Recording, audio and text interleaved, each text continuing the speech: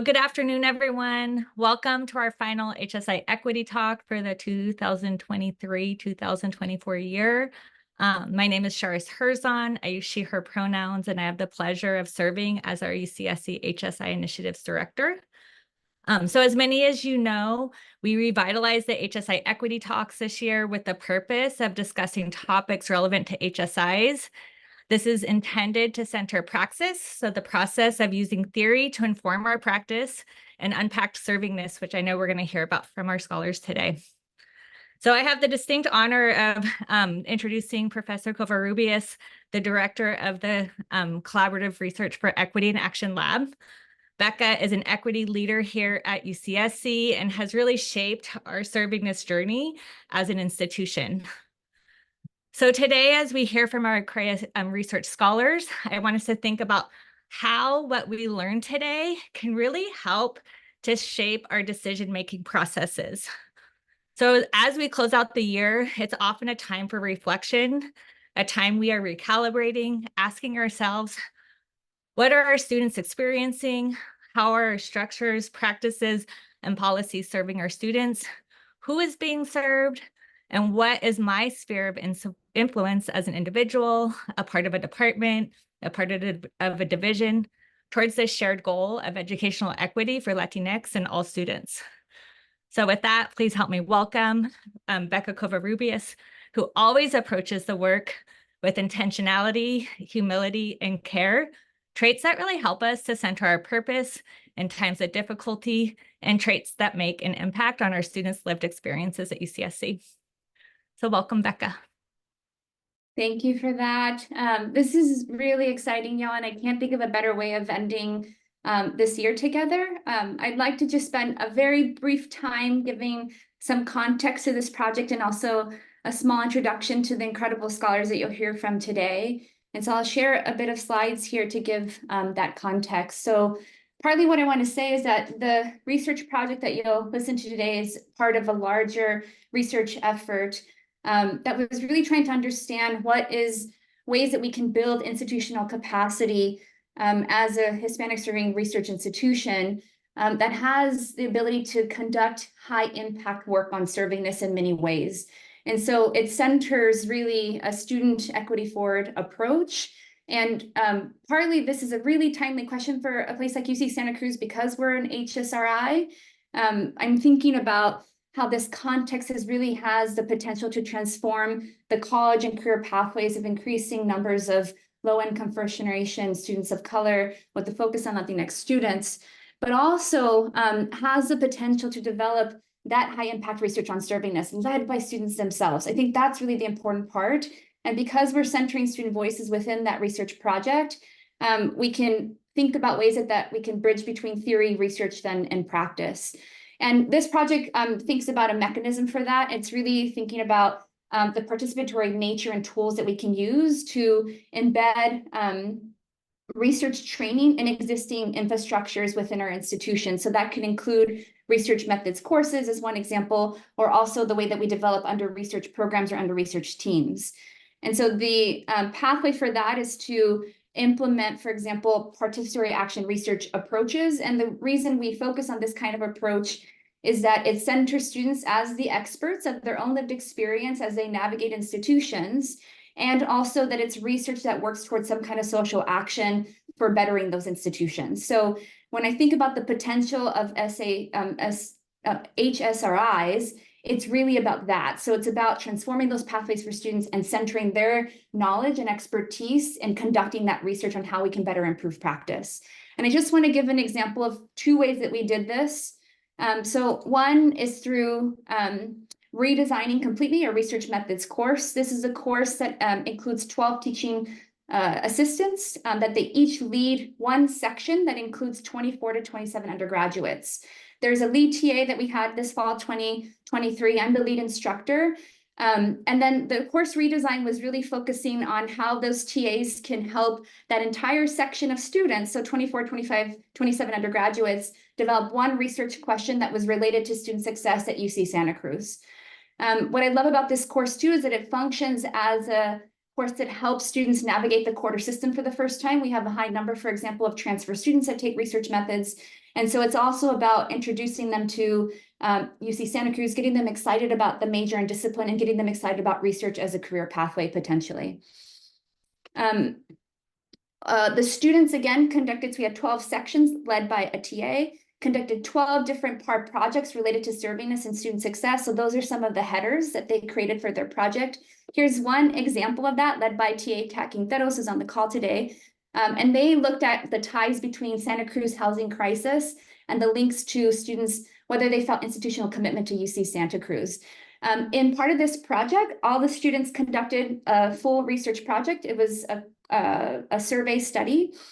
They learned how to write an APA style paper, but then also learned to write a research brief or infographic to learn how to communicate those research findings in accessible ways.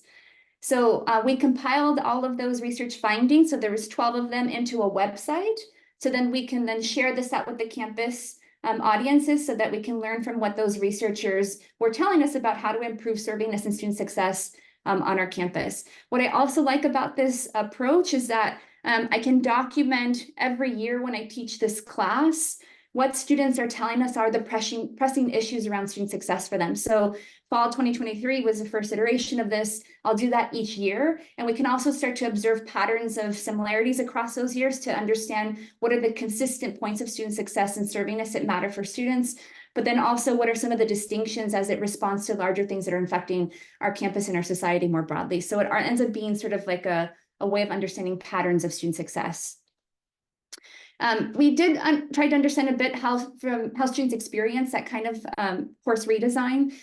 We learned that students felt empowered in doing their research, and they felt inspired to seek out more research opportunities on campus, but it also impacted their learning. So students found that working collaboratively with peers improved the quality of the work and also reduced their anxiety in learning in that class. It's a 7-unit course. Students come with some nervousness around it. It's a gateway course for the major.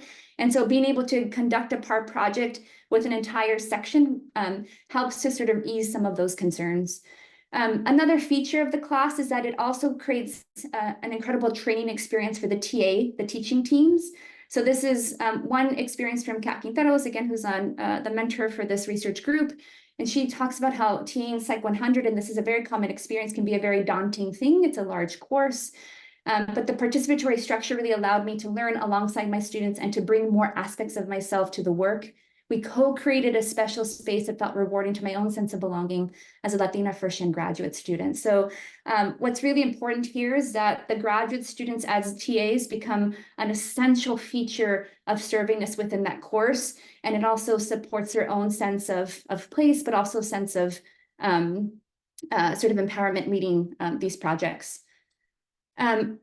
So one infrastructure is a research methods course. The other infrastructure to thinking about building our institutional capacity for servingness is by conducting more targeted research teams like the one you'll hear from today. This is the CREA undergraduate team.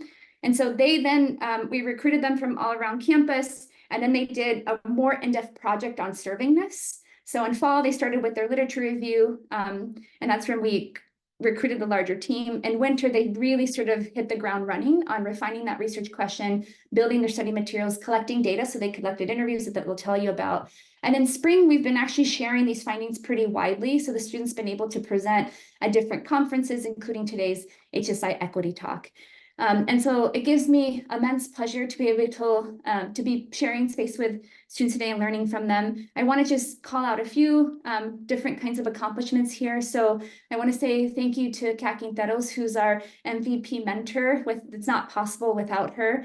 I also want to name that Kat was named our 2024-2025 UC President's Pre-Professoriate Fellowship for next year. So she'll conduct more research on servingness.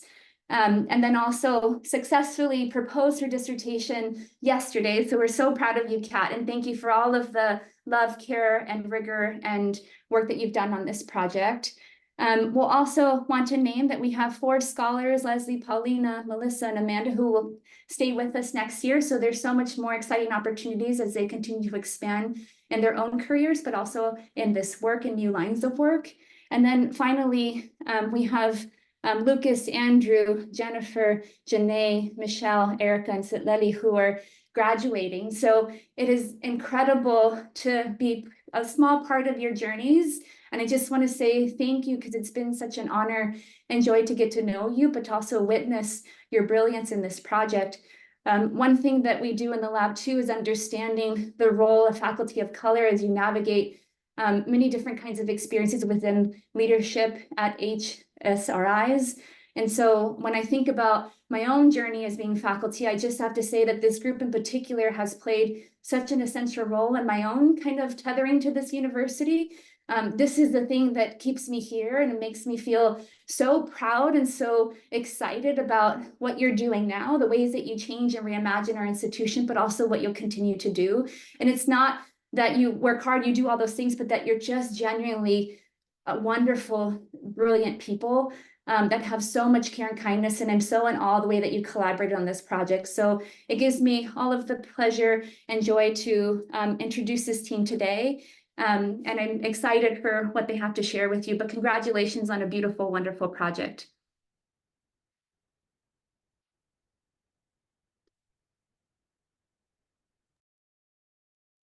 Hi, everyone. I hope you all are having a good day. We're so excited to be here and share our research with you all. So I'm going to jump right into it. Our research aims to investigate pathways of invalidation and validation, how marginalized students navigate resources at a Hispanic-Serving institution. Our group consists of 11 undergraduate students, including Lucas, Paulina, Michelle, Janae, Andrew, Erica, Siglali, Leslie, Melissa, Amanda, and myself, Jennifer. And as a team, we hope to use the knowledge we uncovered through the project to improve institutional support for first-generation students and bring the necessary attention to campus resources. I'll now pass it on to my peer, Erica. Thank you so much, Jennifer. So for our research project, it's situated within the Hispanic-Serving Institution context. So literature indicates that many HSIs lack a clearly defined mission to guide their efforts in holistically serving and supporting the students that they enroll. Considering the servingness framework, culturally validating pathways such as campus resources, and programs that affirm student identity, along with daily interactions with students, can enrich the college experience and outcomes of Latinx and low-income students. The servingness framework is particularly helpful in HSIs as there are persisting barriers that hinder student success, especially for marginalized groups like low-income and first-generation students. So for our project, we focused on those barriers associated with campus resources. Campus resource seeking positively influences students' academic and social well-being, making it a vital aspect of students' academic journey. However, structural barriers tend to prohibit students from benefiting from them. I'll name a few of these barriers. First, institutions fail to properly structure and organize information about these resources for their students, which results in a lack of clarity for those who want to access them. Secondly, besides a lack of properly organizing information, there's also a gap in communication and outreach. Specifically, some campus resources are not appropriately advertised to students. They do not speak to students' core motivations or cultural values and identities. This can cause students to miss out on opportunities and support. The institution's thirdly, the institution's lack of cultural responsiveness and validation of marginalized students' cultural realities creates inequitable opportunities for them, as they must now navigate an educational environment not designed with their needs, strengths, or motivations in mind.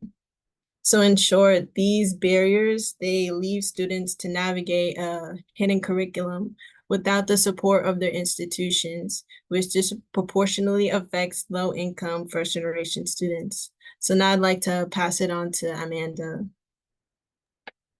Thank you, Erica. So what is the hidden curriculum exactly? The The hidden curriculum is a set of unwritten norms and expectations that shape students' academic experience and social success. It is the unspoken rules about how to be successful. The hidden curriculum is used by universities to further privilege students of dominant groups such as white, wealthy, and non-first generation students, those with greater structural access to these hidden rules. For example, if you have mentors, parents, or coaches who have gone to college, you can use this social network to learn the importance of navigating campus resources. The hidden curriculum is hidden to only some. These hidden rules can be very harmful for marginalized groups who do not have structural access to it, such as first-generation students. They may miss out on opportunities to build communities or do not receive the resources they need to succeed within their institution.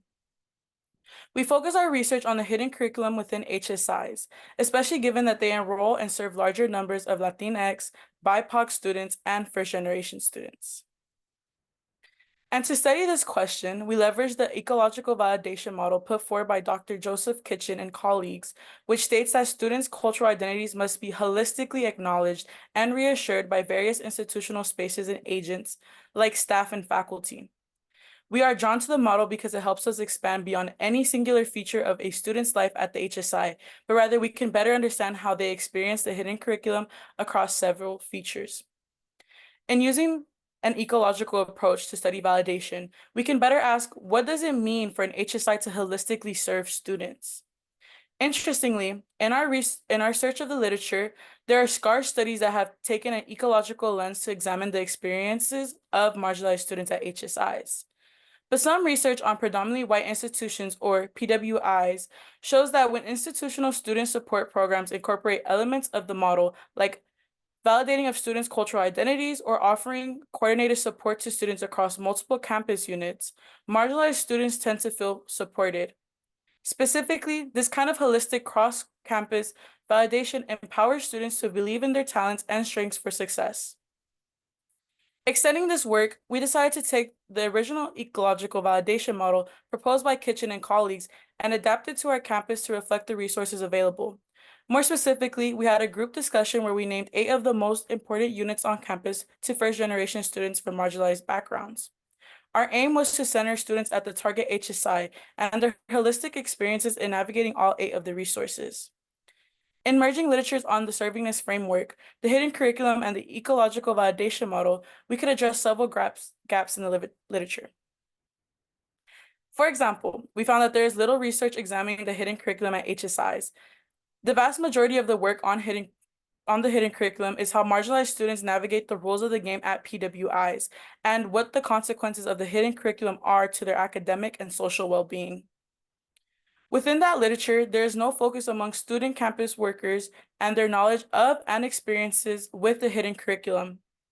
Students workers provide an interesting perspective on experiences of the hidden curriculum, especially those who are first generation to college. We focus on this population in the current study because we wanted to better understand how their campus positions serve as an important validation pathway in being exposed to and learning to navigate on-campus resources.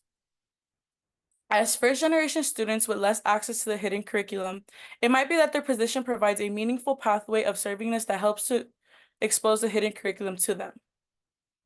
In studying the hidden curriculum, literature also tends to focus on one group of students at a time. For example, it might focus on the experiences of Black and Latinx students at PWIs or on first-generation students with little regard to their racial backgrounds. The lack of consideration of multiple identities brings up the question of how first-generation students from diverse racial backgrounds and college experiences might navigate a hidden curriculum in an HSI. How does this diversity inform their diverse pathways in campus resource seeking? I will now pass it to Michelle to expand more on our research. Thank you, Amanda.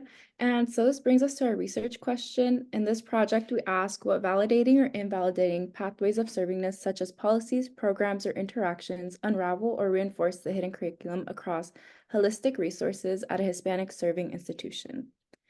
We recruited 7 first-generation college students who had an average age of 23.14 years. And the diagram to the right shows the racial and ethnic breakdown of our study. If we go to the next slide real quick, sorry. The The majority of the participants identified as Chicanx and Latinx, followed by one student who identified as Asian, one who identified as Asian and white, and one who identified as Latinx and white. These students were also diverse in other ways. For example, 4 students held jobs on campus. This enabled us to study the experiences of first-generation students with and without this added experiential knowledge. In terms of gender, we had 3 women, 3 participants who identified as non-binary, and 1 who indicated other. 3 of the participants transferred to the campus. And then in terms of income, 2 were low income, 2 were working class, 2 were lower middle class, and 1 was middle class. The sample overall was also high performing. They held an average GPA of 3.62. This reflects a sample that is doing well academically, so perhaps they brought a wealth of experience and expertise in what it means to access campus resources, which was a strength of the sample. We conducted in-person semi-structured interviews led by one of 2 members of our research group. They ranged from 45 to 60 minutes, and we offered each participant a $25 cash payment incentive for their participation. We took several weeks to build our protocol. First, we discussed major themes that were important to the literature, to our team, and to our project. We then had a small group of our team develop a draft, and the entire team offered feedback several times. The 2 interviewers of our team did practice interviews with 2 other members of our team. And during a lab meeting, we gave feedback to refine and finalize the interview questions. The final interview questions reflected several themes. For example, we asked questions about their cultural identities and family backgrounds, experiences in their student employment, awareness and accessibility of resources, classroom experiences and support, and positive and negative interactions with campus resources. These questions allowed us to understand their holistic experience across several units of campus spaces. Finally, to get at the ecological validation model more specifically, we took our adapted model and asked students questions about their relationships and interactions with different programs and resources on campus. We took specific interest in the resources they're already aware of, which ones they were not familiar with, and how helpful or validating they were. Students drew on the model and took notes for our discussion, and those drawings and notes also became part of our data collection. This structure allowed us to probe more freely what students brought up in the first half of the interview to see what resources and experiences stood out, and then to more specifically probe on the question of holistic validation using the ecological model more specifically in the second half. All interviews were audio recorded and transcribed. The team used Temi, which is an online transcription service. We then cleaned the transcriptions as a team, which then became the data we analyzed. To code the interview transcripts, we used the reflexive thematic analysis that allowed us to engage in 5 different stages of analysis. The first stage was becoming familiar with the data. To do this, we listened to the audio recordings, we read the transcripts to clean them, and then read the final interview transcripts again. Reading the data multiple times and engaging with it in multiple ways allowed us to become more familiar with the contents. The second stage was independently developing codes. In a reading of the final transcripts, we then noted any impressions or observations that stood out to us as a team, especially as it related to our research question. On a shared Excel file, we developed a lengthy list of codes of anything that seemed relevant. In the third stage, we split up into 2 groups and then started to categorize the long list of codes. We cut strips of paper to represent each code and then developed piles to represent categories of those codes. In the fourth stage, a small team of 3 of us created a draft of our thematic map, using an online whiteboard to draw out relationships between the themes. Here is an example of a thematic map on the slide. And in the 5th and final stage, we refined, named, and defined the themes. And now I'll pass it on to Janae with the results. Thank you, Michelle. Data analysis is currently ongoing. However, so far, we developed and refined 5 overarching themes across student interviews that reflect the ways university both validates and invalidates students in their holistic navigation of campus resources. To be mindful of time, we'll explain each theme and offer data points for only a select few of the themes as illustrations. We begin by naming the validating pathways of servingness. We constructed 3 overarching themes that encapsulate students' experiences of how validating pathways at an HSI serve to unravel the hidden curriculum. These validating pathways included efforts by program staff, faculty and instructors in the classroom, and peers. The first theme is that when resources are effective, holistic, and able to validate students' cultural realities, strengths, and identities, these resources are able to effectively support students' engagement on campus and within these specific resources. Culturally validating resources become spaces in which students are able to find a sense of community with others and build a safe environment in which they can continue to navigate the confusing parts of campus and ask questions that help to reveal the hidden curriculum.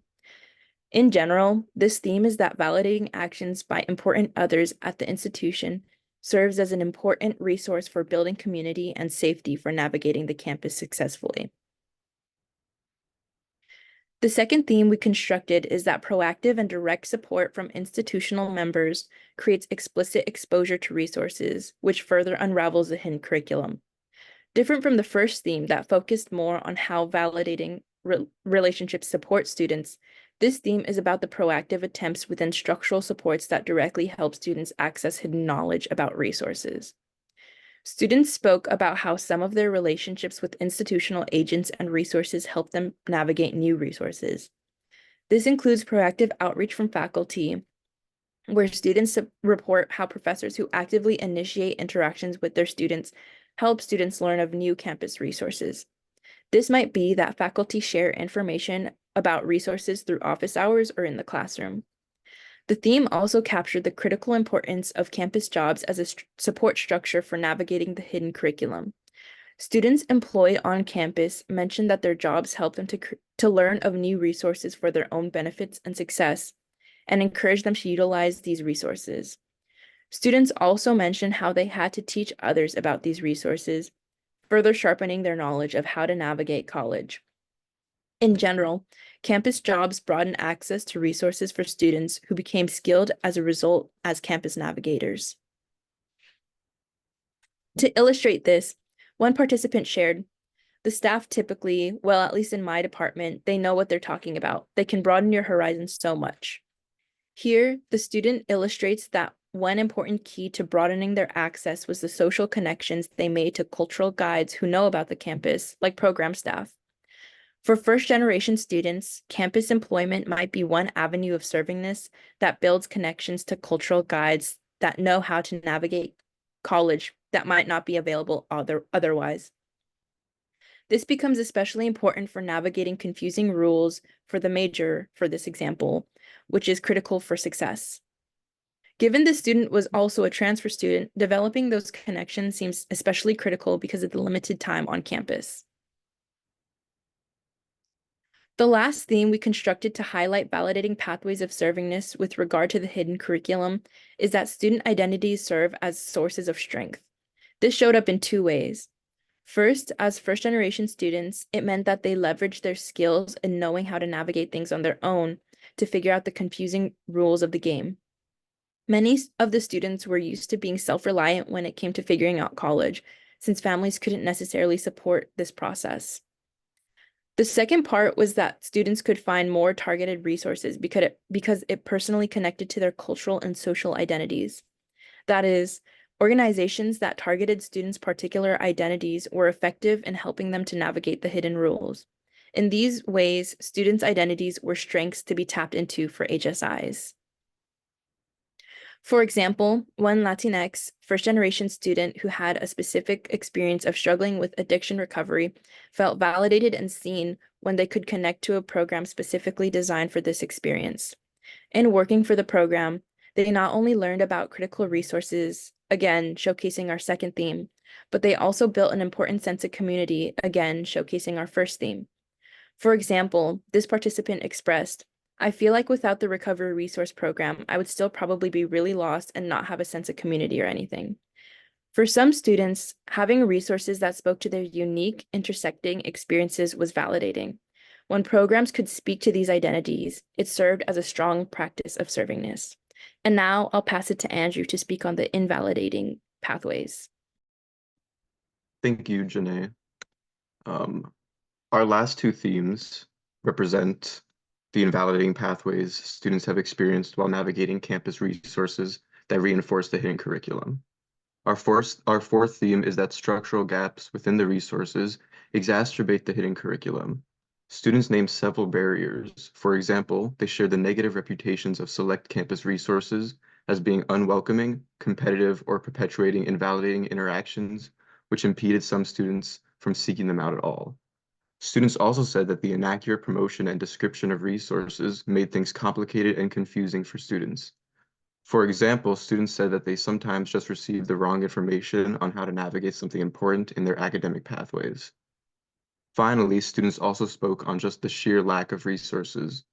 For example, many named how it was difficult to get access to resources that were impacted or that were not sufficient, or that there were not sufficient number of available opportunities to get involved, like enough campus jobs that might help them prepare for the future. Our last theme captures the psychological impacts of these invalidating experiences with servingness. These are impacts that relate specifically to being first-generation students of color. For example, in navigating structural barriers that reinforce a hidden curriculum, this can lead to internal conflict or pressure, or further contribute to imposter syndrome among students. Imposter syndrome is the experience of not feeling that one belongs or is deserving of success.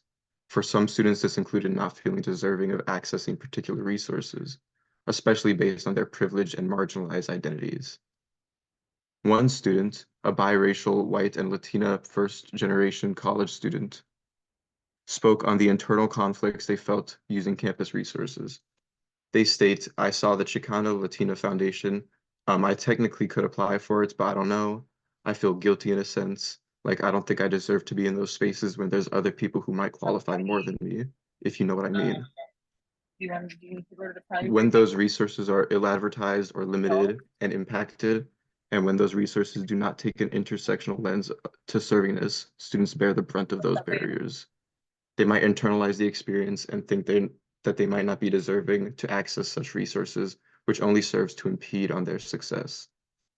Through our research lens on servingness and ecological validation model attended to the structural components of students' experience, we felt it was also important to name the psychological consequences of invalidating servingness pathways. Overall, our findings support the necessity of providing validating pathways for first-generation marginalized students in order to expose a hidden curriculum, and these validating pathways must occur across multiple spaces, as the ecological validation model would suggest. In merging the servingness framework with an ecological validation lens, we could study more holistically students' experiences with the hidden curriculum across many facets of the campus. Studying these patterns across campus spaces gives us a more full picture of servingness. There are some limitations to our approach. For example, we have a low representation of men in our sample. Research has documented that gender norms can influence differences in help seeking among men. Other research has also shown that the hidden curriculum can disproportionately affect men of color. Further research should examine what culturally validating pathways might help foster resource seeking for men. Second, recruitment and interviews took place during finals week, so we might have had a self-selected sample of students who can manage to participate during a busy time. Given that we are studying resource use and navigating campus opportunities, participating in our interview might be an example of such an opportunity. So hosting it during a busy time of the quarter might yield such responses from students who are able to manage this within their schedules. That is, perhaps these students are already more proactive in some ways. Now I'll pass it to Jennifer to talk about the implications. Thank you, Andrew. Our research has important implications. We want to ask, what can HSIs do to unravel the hidden curriculum and to support marginalized first-generation students? Drawing from our findings and from our own experiences as first-generation students, we offer just 4 concrete recommendations. First, institutions might consider creating more paid job opportunities for students to serve as campus navigators and to be able to connect with critical campus resources and social networks. Second, institutions can train faculty and staff on building more validating practices and awareness of the hidden curriculum. Even small gestures like naming resources in the classroom so students are aware of such resources can help go a long way. Third, and relatedly, there should be more proactive outreach from resources to encourage student engagement. And finally, when that outreach happens, programs should provide a wider variety of resources that explicitly target certain groups and their identities, experiences, and motivations. Now we want to circle back to what this project means to us and the impact it has had on us as students, learners, and researchers. Okay, so personally, I feel like this project has impacted me in many facets of my life and my career. As a student, it definitely introduced me to more of the resources on campus that I didn't know were available to us. And I went from not being fully aware of these resources and organizations on campus to learning about students' experiences with them and working directly with that. And many of those experiences I related to. And it not only made me feel like I was not alone in the struggle of navigating college and campus life, but it also made it clear to me that there's a real structural issue and the hidden curriculum must be addressed, and it's very much prevalent. And before this, I had never conducted research, and through this project, I got the opportunity to do so for the first time with such a supportive team and to really get to know myself and my passions as a researcher and a learner. I would also say for myself, I share a lot of the same sentiments that Michelle feels. Participating in this research project has helped me develop research skills that I never thought I could possibly possess.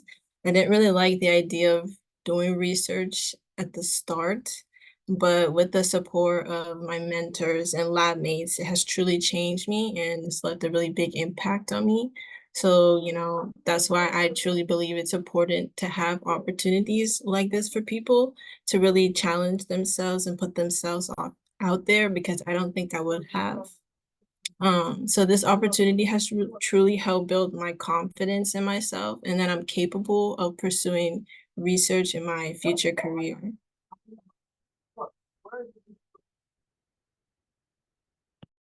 For me, this project in general was largely built off of like our personal experiences that we've had while navigating higher education as first generation students, part of marginalized communities. So for me, being able to listen to the perspectives of other students, both within my team and the interviewees in a similar boat on campus, felt like a validating experience in itself. Kind of knowing and feeling like I wasn't alone in the struggles that I faced while entering college. It also helped me to learn about the gaps within our institution that continue to reinforce the difficulties that students with marginalized identities face and inspires me to continue doing research on servingness and in this field. And generally being a part of such like a strong and passionate team and working on a project that's so meaningful to all of us strengthened my confidence and skills as a researcher and also gave me a sense of community.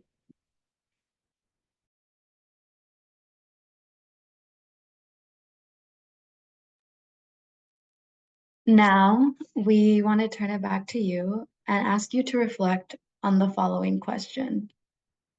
In your current position or role, how might you contribute to unraveling the hidden curriculum or validating marginalized students' experiences? Feel free to chime in. You guys can put it in chat, or you guys can also just unmute. We'll give you guys a few seconds to like think about it.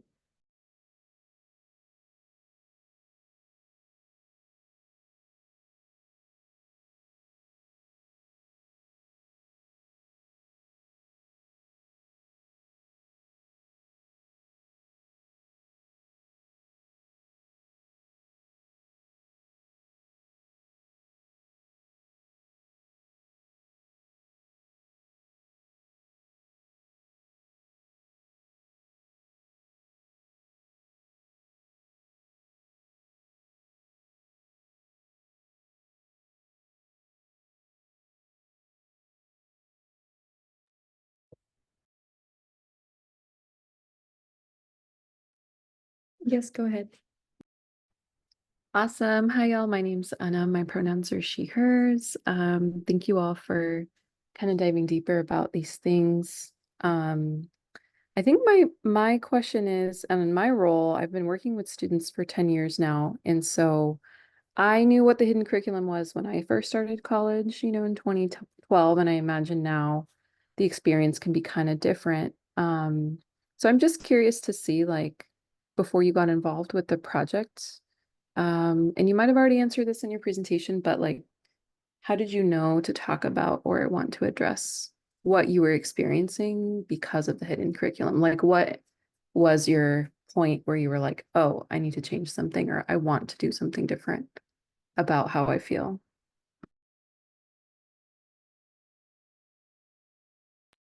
I can start off. I mean, obviously, like living through it, I knew it was somewhat of a problem. I just wasn't completely sure how to define it or put it into words. And I think with Becca's help and her knowledge, it really it taught me and it inspired me to use what I can in my resources to make a change and to work to kind of unraveling it to make steps towards that so that more structural changes can be made.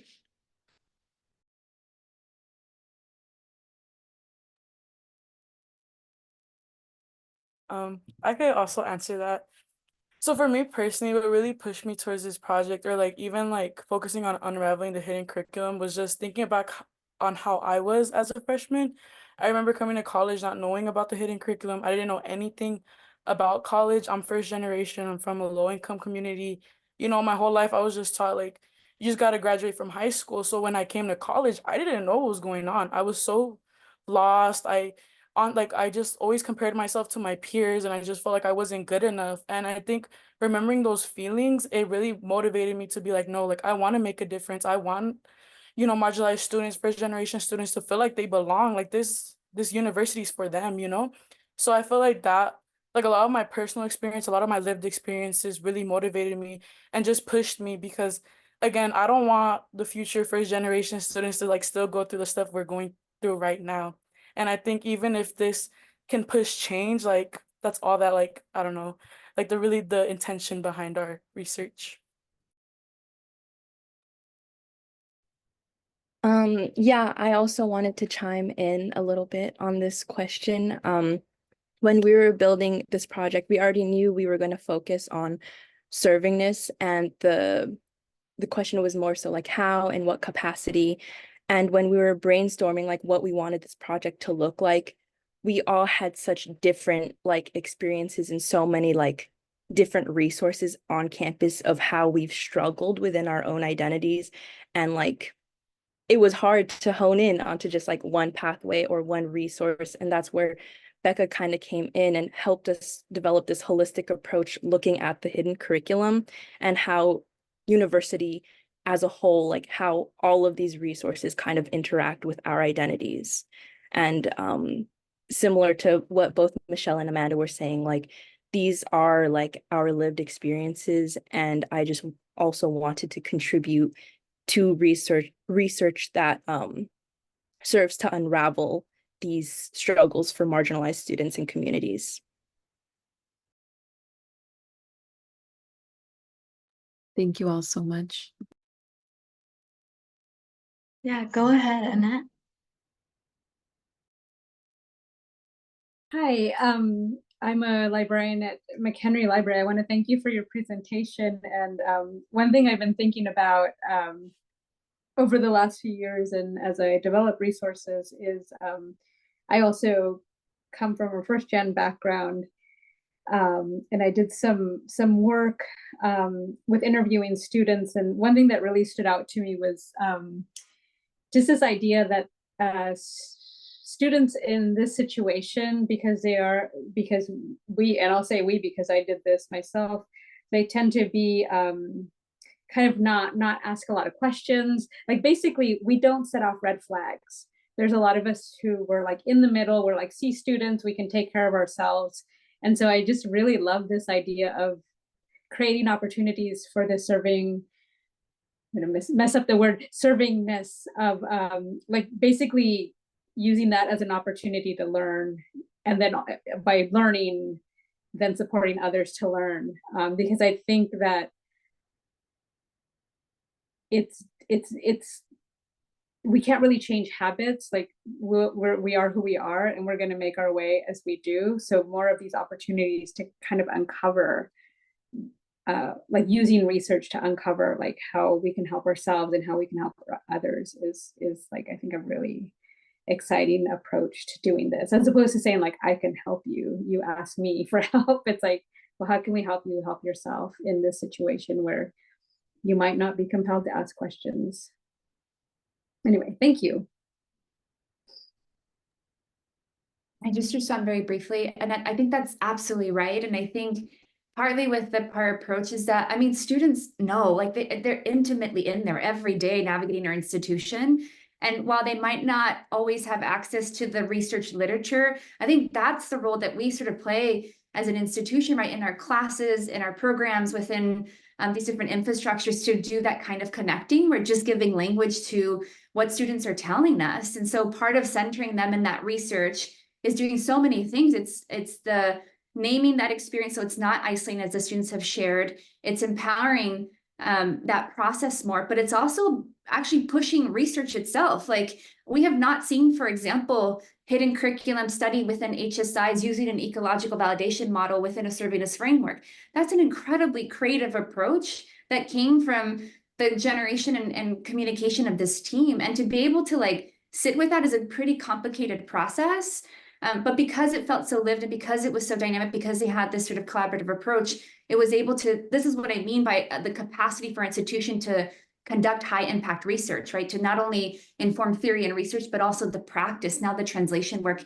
And having the space as an HSI equity talk is like one element of that. It's like, how do we all engage in conversation where we can use that research in different ways? So, I mean, that's absolutely right. I love that. Like, what is it like to be research faculty, to just give language and create structures, but really led by the students and learning from the students? So, I mean, I really appreciate that observation very much.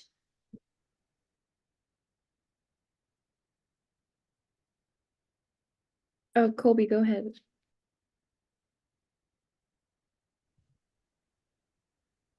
Yeah, for myself, I want to thank y'all for doing this research. I'm about to graduate, but I wish I was doing this research like y'all were doing in undergrad. And what has been inspiring to me, and I just want to share it in this space, is that this work can begin long before college. Like, I went home down to Orange and I just spoke at my mom's middle school for career day.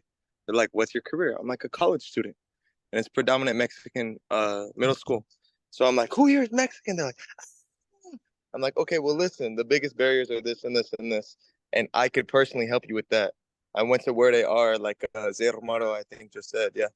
And just giving them the representation, and then showing them, well, I came from the same circumstance as you, and then you could come here and then know that there's going to be so many people like you while you're there, and so many people who came before you, and then you can do it. I didn't understand the impact I had on that school I went to, but it was like really profound, actually. So that just got me thinking that while this work is so amazing in college, we can begin extending that to the communities we come from when we go home for summer. You know, going to our high school, the community center where we're from, the middle school even. Thank you. Thank you for that. Yes, Raimundo. I hope I pronounced that right. Yeah, thank you, Michelle. Well, I really I'm impressed by Dr. Covarrubias' exciting findings and giving you all the opportunity as students to really impact us as a staff and learn from your experiences. And Colby said it better than anyone right there. You could see the real effect that right away your findings create a transcendent impact to people just like Colby and myself and many people here. I would have loved to for this kind of presentation to really become a training for everyone at UC Santa Cruz, because we, the staff, we would not be here if it wasn't for you, the students.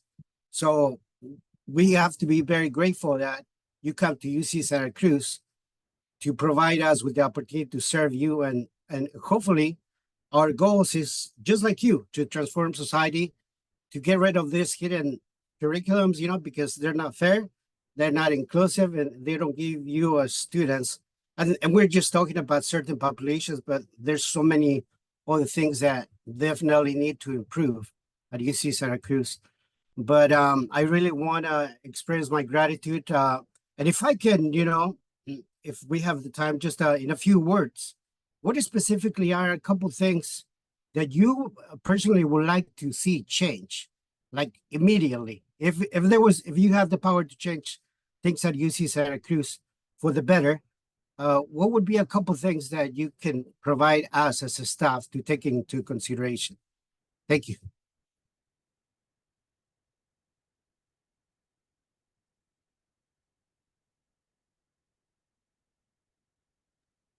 I could touch on that.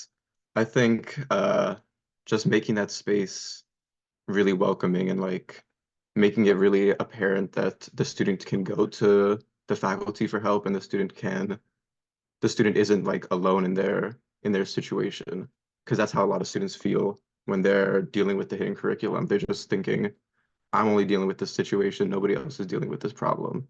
So making it more like they're able to go to other people and go to you, I think is very helpful in creating a more welcoming environment. And to add on to that, also just like giving students a platform as well, like this in itself is so inspiring and so motivating for like me and us and just people like us as well. I think just giving us the space to have a voice is really important. I also want to say like the financials of it all as well. Like I definitely think more paid opportunities should be out there. And especially just more opportunities in general. I feel like there's a lot of competition for opportunities like these. And I think just making that more accessible is so important. Yeah, to add on to like, I think I'm thinking about what can faculty do specifically is office hours is a big thing, but creating an incentive for students to go there. A lot of students work, they have on-campus jobs, they have schoolwork, they have family responsibilities. So if you can provide like, hey, I'm gonna have snacks or I'm gonna have food or like I can meet you halfway or like being as accommodating as you can be for the students and letting them know that like this is a space where they can go to you and that they don't need to have questions already with them, that you're just here as a resource really for them and to provide them with what they need.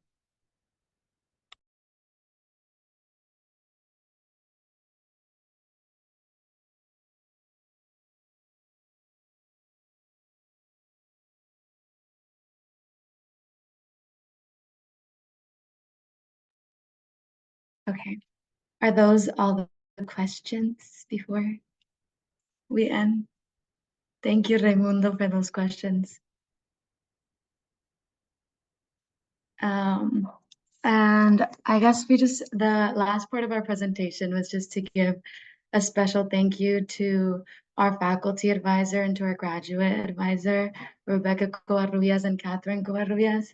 We wouldn't have been able to do this without them. They've guided us, supported us, and they've reassured us like throughout the entire process. Even before this meeting, we were nervous. We were texting in the group chat, like, "You guys are gonna do great." We're like, "Oh my goodness, thank you so much." And so, yeah, we wouldn't have been able to do this without them. And we just love them so much and we appreciate everything they do for us. And of course, thank you to you guys for your guys' engagement. Like I loved hearing the questions that you guys had. Also just your own input and also lived experiences as students as well. So yeah. So thank you all so much. So please join me in giving our thanks to the scholars. Thank you for sharing your work with us. I just have to say, like, what an amazing call to action this is. We really heard things here that I think are like really tangible and things that we can often do. Becca said, equity work is hard. We're aiming to transform this institution that was built way before any of us got here, and we're trying to do things.